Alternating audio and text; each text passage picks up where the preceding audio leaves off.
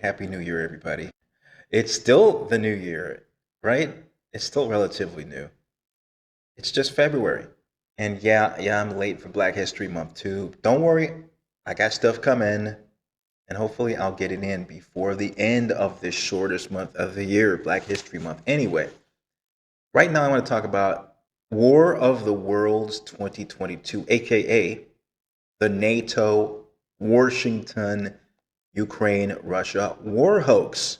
I would say this is bigger than War of the Worlds. You know, War of the Worlds was that broadcast on the radio back in the 1940 something about the Martians invading the Earth, and they turned that into a radio broadcast, and many people across the country thought it was real.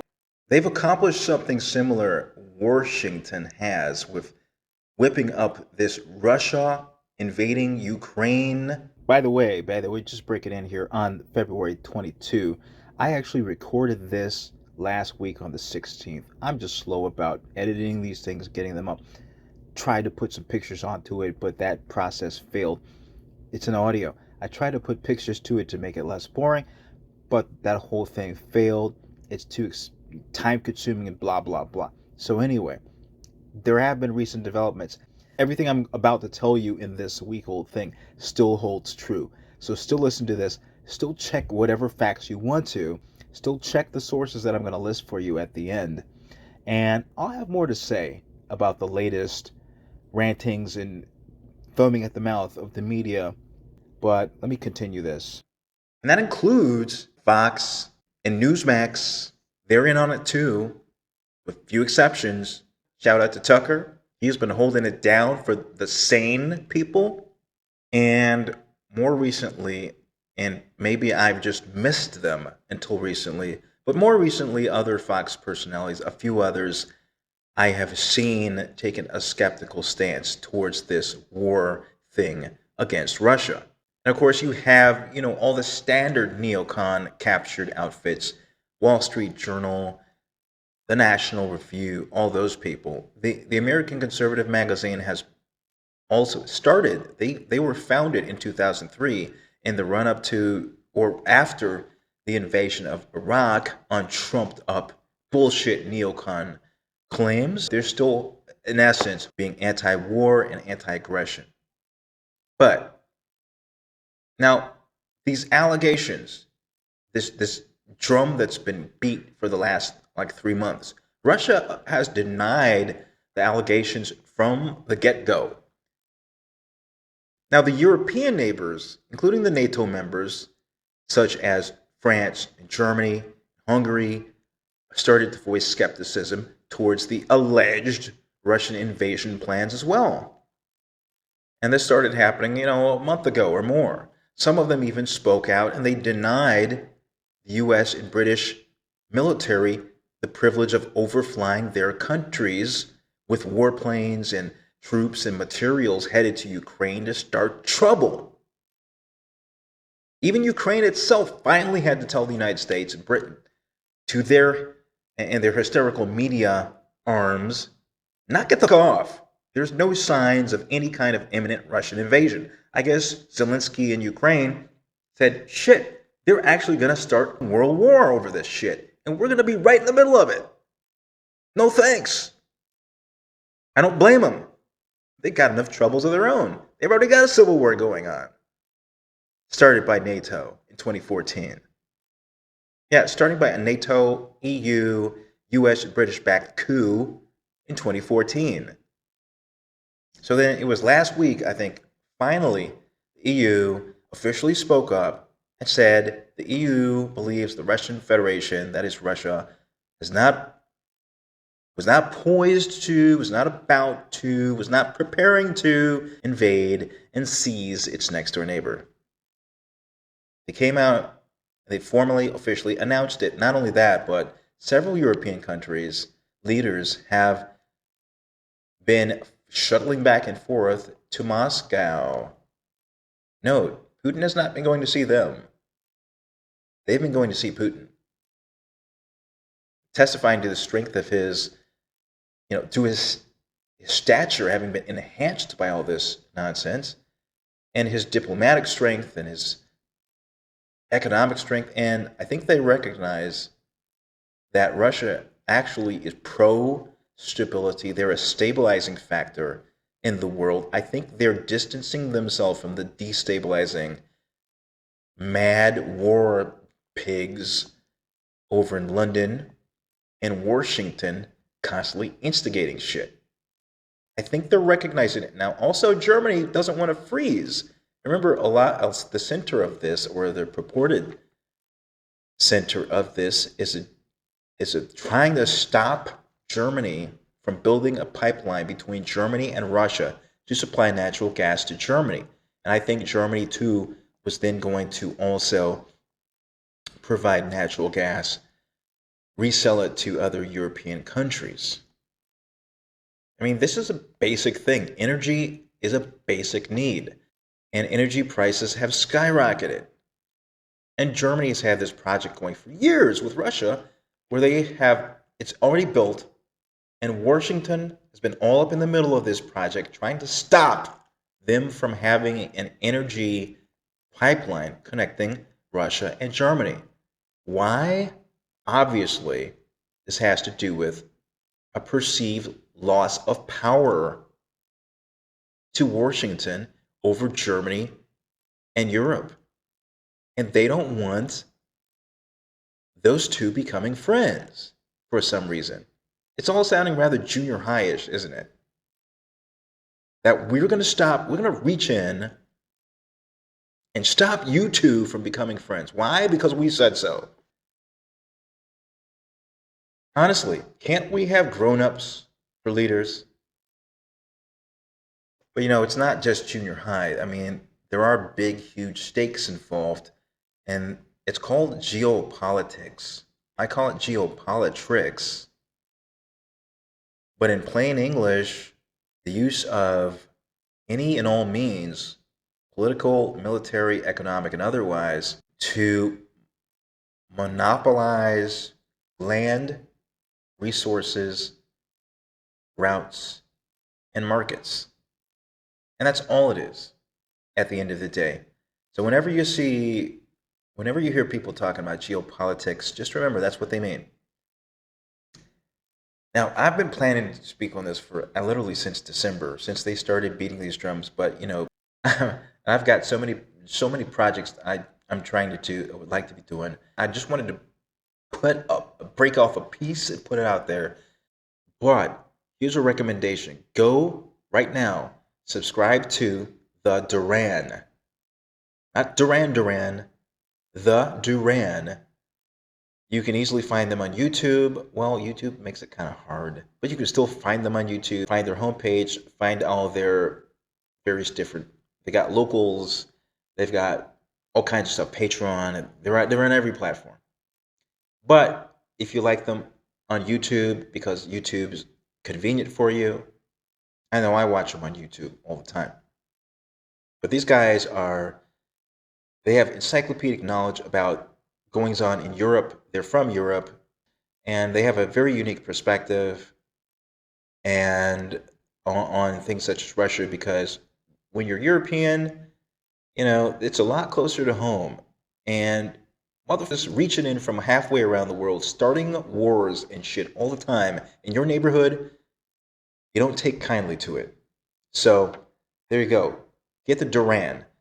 And that's all I got to say for now. If you like what I'm saying, like this, share, subscribe, and tell me your thoughts below. All right, it's me coming back on today, Tuesday, February 22nd, and 6:31 p.m. No, it's not 6:31 p.m. It's 10:53 p.m. Anyway, more. Like I said, I wish I had started to speak on this back in December when they started beating the drums. I had plans to. I'm only trying to do 10,000 other projects at the same time. Maybe I should stop that. Anyway, recent developments today. Everybody's screaming, Putin invaded Ukraine. No, what really happened is a small Russian peacekeeping force was sent not into Ukraine, but into two new republics, Luhansk and Donetsk. You see, those people, They broke away from Ukraine. They declared independence from Ukraine 7+ years ago.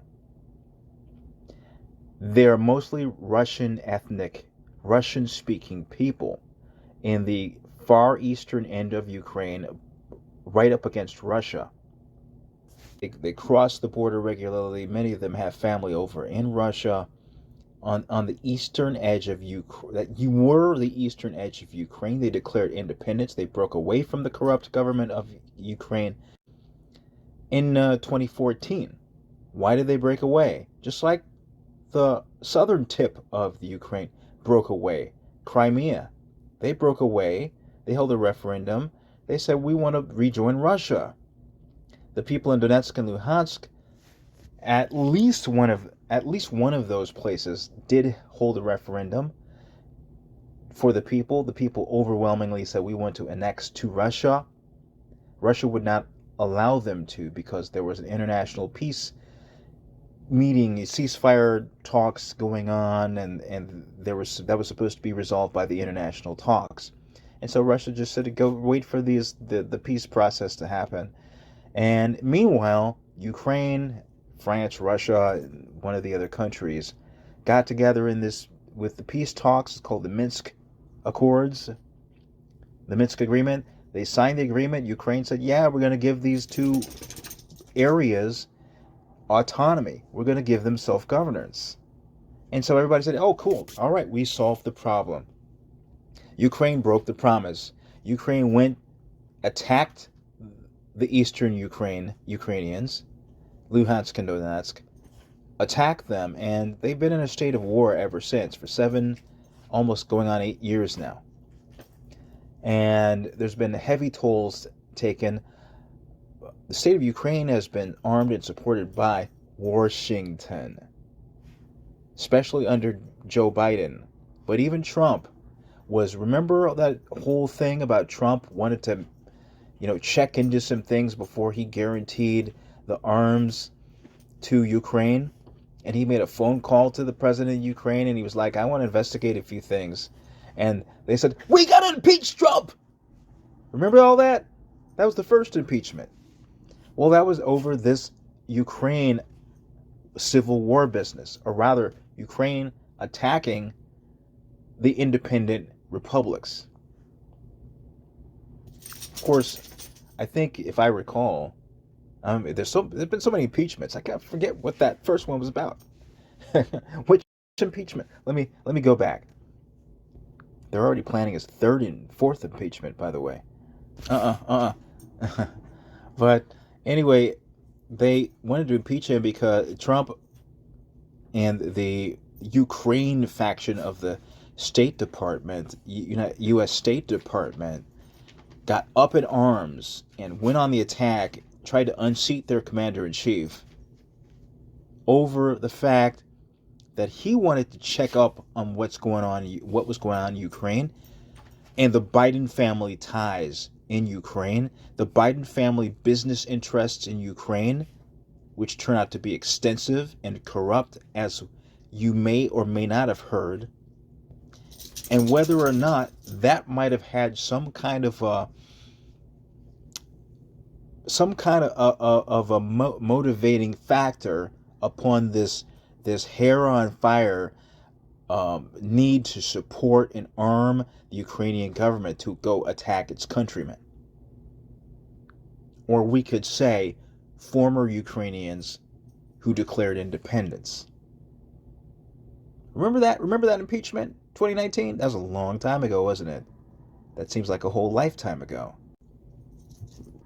And there's a whole lot more we could say about that whole issue, that Ukraine faction of shut up. That Ukraine faction from the State Department, from the swamp, and their traitorous attitudes. Those snakes, they're right back in there, by the way, under Biden. And there's a whole lot more I'm going to say about the whole genesis of this, but let's go back. We were in 2014. These two areas declared independence in 2014. Why did they declare independence? They don't want you asking that. Do you hear anybody even tell you that these are two independent republics? Do you hear anybody that international law recognizes them as independent?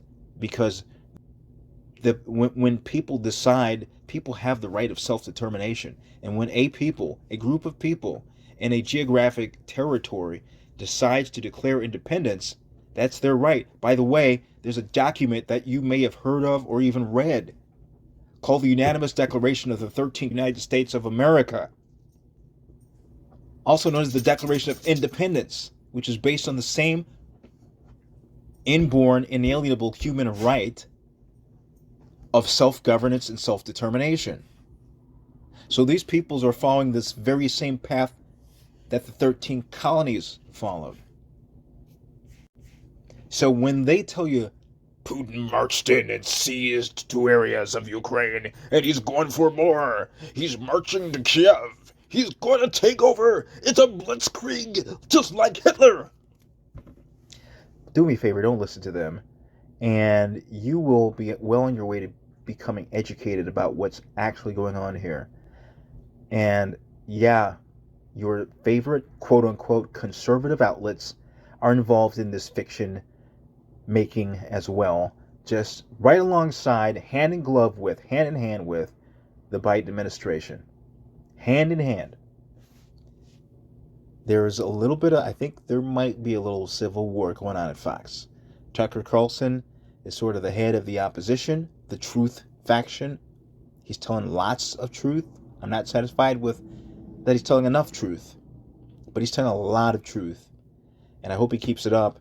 I've heard Kennedy come out and sort of kind of question things. I've heard what's her name? She's got a man's first name, Harris Faulkner. Well, she got a last name for a first name. Recently started to question the retired general that they usually bring on there as their quote analyst, who's really just a war industry shill and a spokesperson for war, and he's on there always just the sky is falling. Putin is invading. Putin will invade. We've got his plans. We're inside his head. We know what he's thinking every second of the day. And Harris Faulkner started asking a few questions the other day. She was getting a little bit skeptical. But now the spin is back because Putin did send a few thousand peacekeeping troops over there at the request of the republics of Luhansk and Donetsk, and they've already had to evacuate. In fact, when the Ukrainian government began shelling them, began shelling the people of Luhansk and Donetsk a few days ago, and renewed hostilities, no doubt provoked from Washington. The Russians first sent for as many people as they could. They took in 70,000 refugees and took them to Russia. They're living in refugee camps right now. They had to leave behind their homes, their property, and only then did Putin send in the peacekeeping troops to those independent republics as requested by the people of those republics. They are not in Ukraine. That territory is not Ukraine anymore. It's Luhansk and Donetsk. So there you have your answer, and you can tell the liars. You should go and educate yourself more. Like I said, watch the Duran. They will keep you updated. I think there's another outlet that I haven't really closely followed lately, but I know that a few years ago, they were really excellent. That's consortiumnews.com. That's CONSORT. I'll put it below. Consortium News. They were founded by a former Associated Press veteran, investigative reporter. And let me think who else I would recommend at this time. RT, of course. Yeah, they're Russia state funded. Well, so is NPR. For all those of you, I hope I don't have any listeners that listen to that garbage. NPR, PBS. But so, of course, is the rest of the MSM in this country, which you don't know. They're funded, supported, propagandized, surrounded by, staffed by, infiltrated by U.S. intelligence and government all day long, and have been for decades, literally. So if you think that they're somehow different from RT, The only way they're different is that they suck and they have commercials, and RT doesn't suck. It doesn't have commercials. Oh yeah. We can't forget our friends over across the pond at the BBC. Oh, but no. You misunderstand. We at the BBC are not government controlled. We are not, even though the government pays us, we're not instructed in what to cover or not cover by the government. We are not fed information from the government and expected to give preferential treatment to the government information. The government doesn't steer our staffing, steer our missions, steer our agenda at all. We are strictly, fully independent, fully professional, the most independent. Well, okay, just tell me about the D notices. Let's be real.